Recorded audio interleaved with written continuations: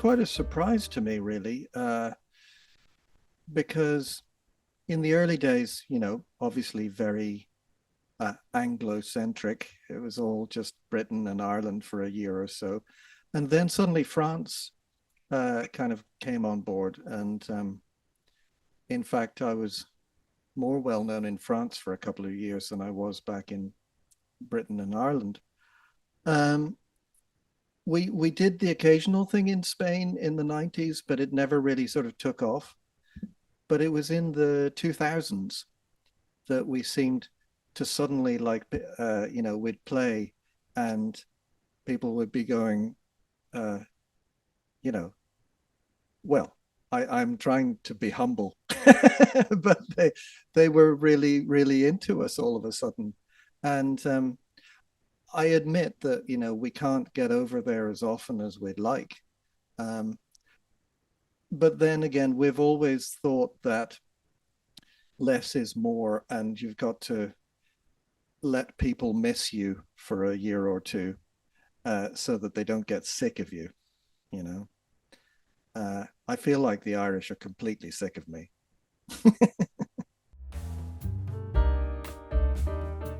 I don't think I was as big a Roald Dahl fan growing up as a lot of other people I knew.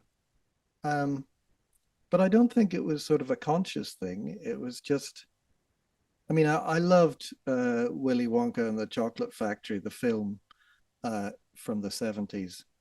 Everybody did. It was just an amazing film. Um,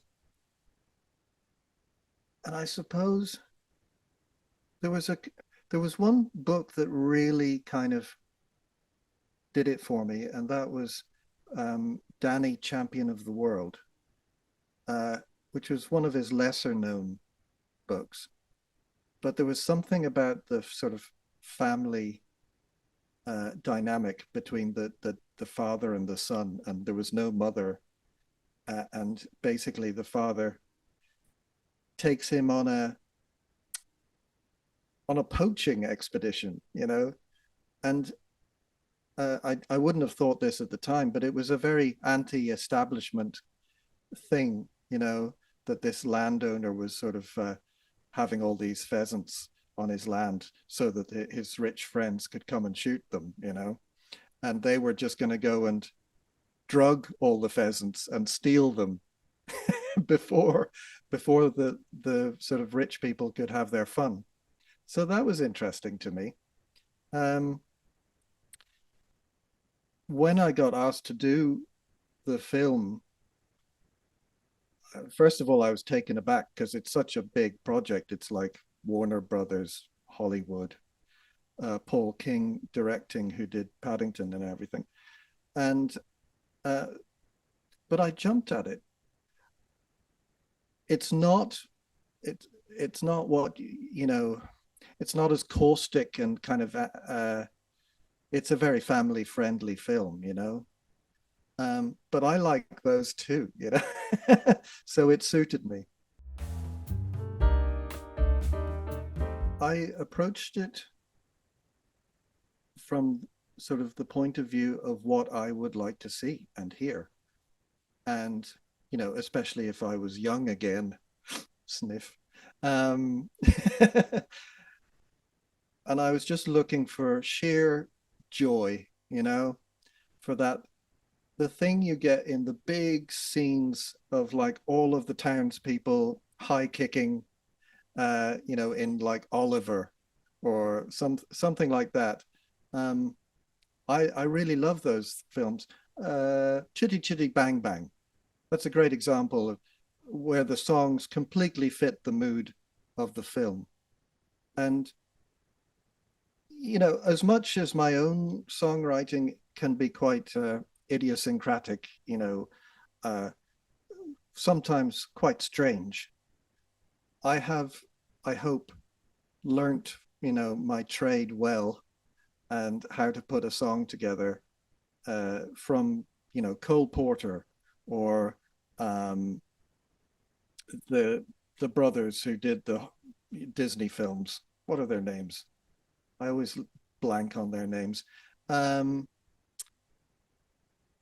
and oh, Sondheim and uh, Randy Newman. You put all these bits together and you get the really sort of well-made songs that go from A to B and do a job, in a story. And I've found that I'm quite good at that. So I was happy to be able to maybe use that ability. I mean, there is room for both, um, but it has swung, as you say, far too far towards the feel my pain, thing. And yeah, people in the old days, we used to write songs, from about ourselves and our experiences, but you'd always sort of wrap it up in kind of mystery or metaphor, or just trying to kind of maybe put a bit of distance between yourself and the audience, more for the audience's sake. I don't know why kids want to kind of be sort of hit over the head with their contemporaries' uh, sadness.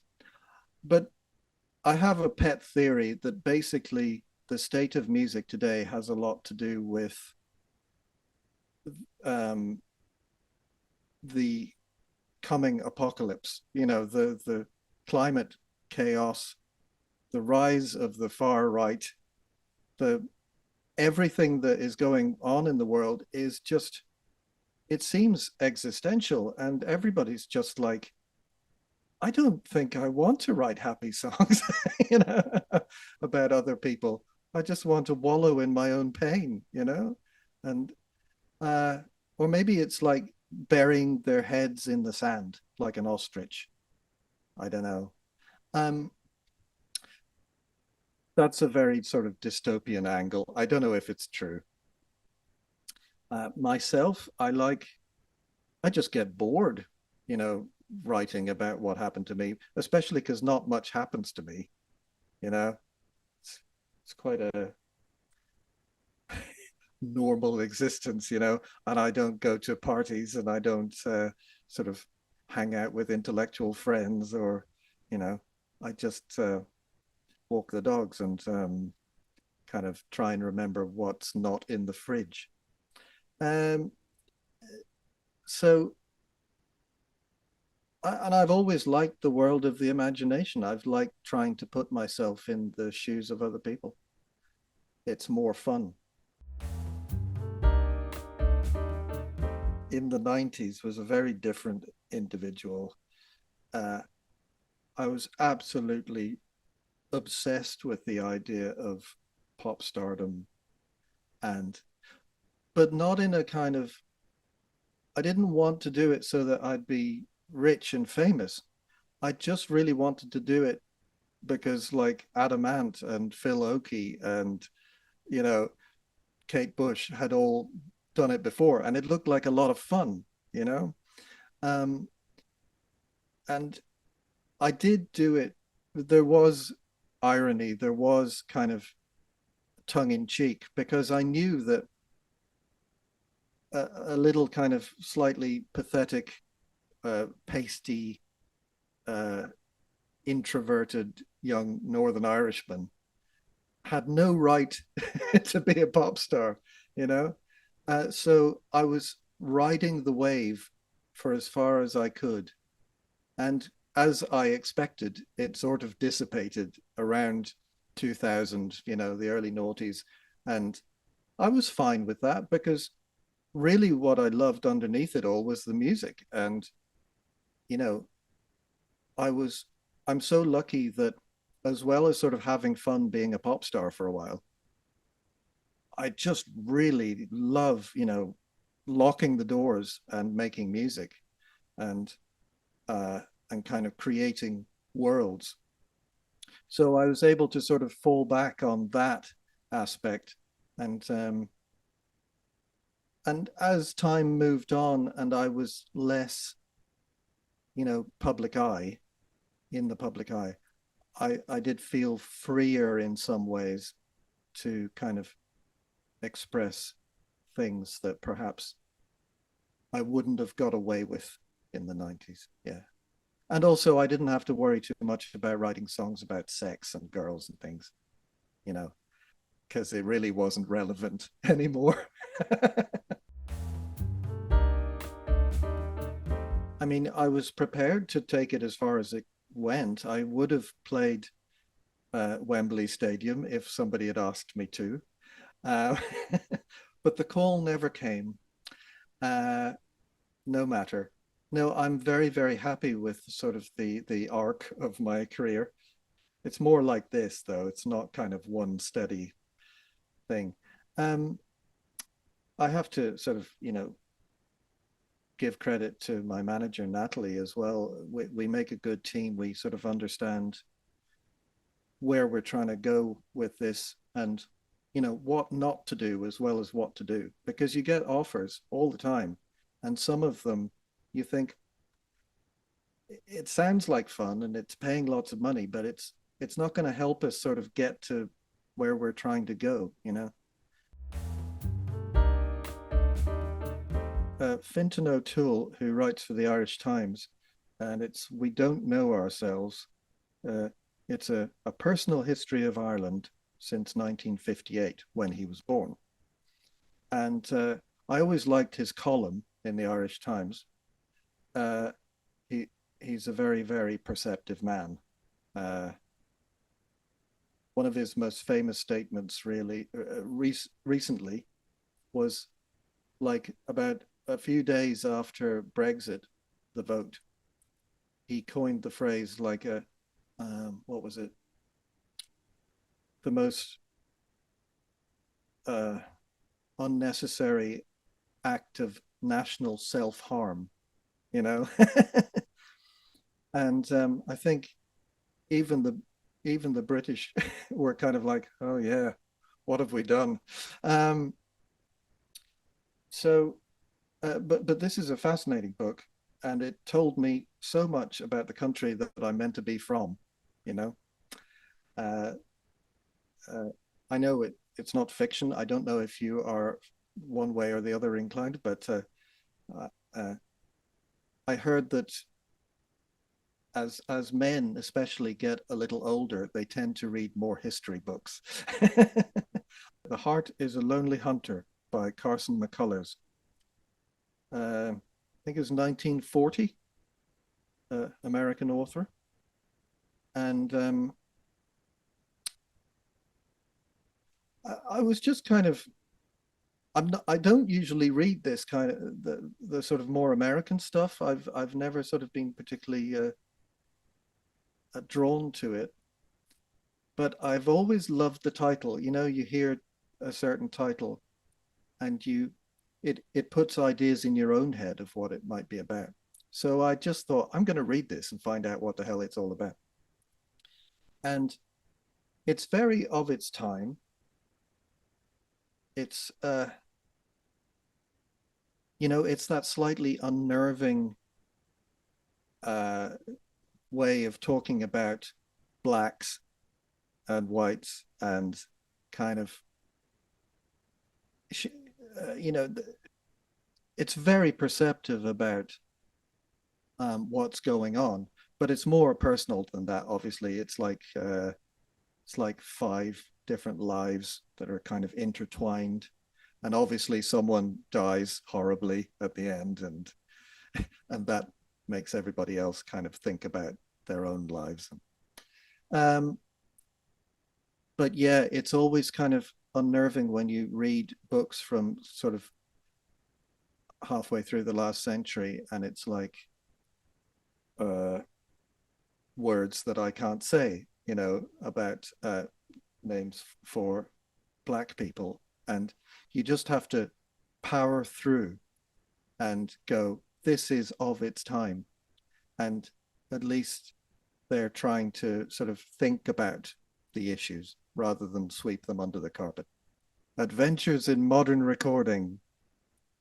I've always been a massive Trevor Horn fan, one of the greatest record producers of all time. And so I was just, I mean, he's definitely written it himself. It's not ghostwritten, you can tell. uh, and he's actually a lot more of a spiky individual than I had imagined. He can be very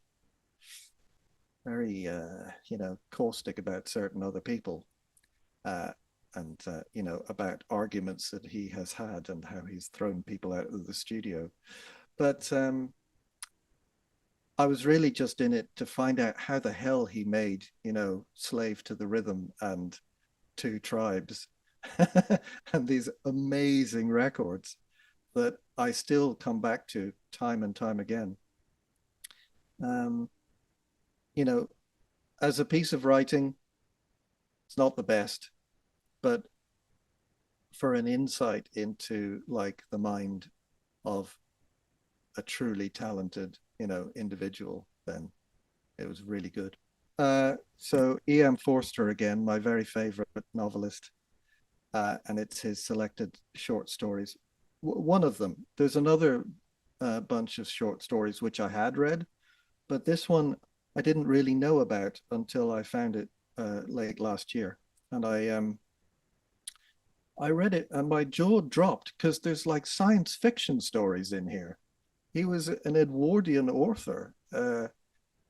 His last novel was like in the 20s, and yet there's a story in here called "The Machine Stops," where everybody in the world lives in tiny cubicles under the ground, controlled by the machine, which is this kind of higher intelligence, which is like giving them food.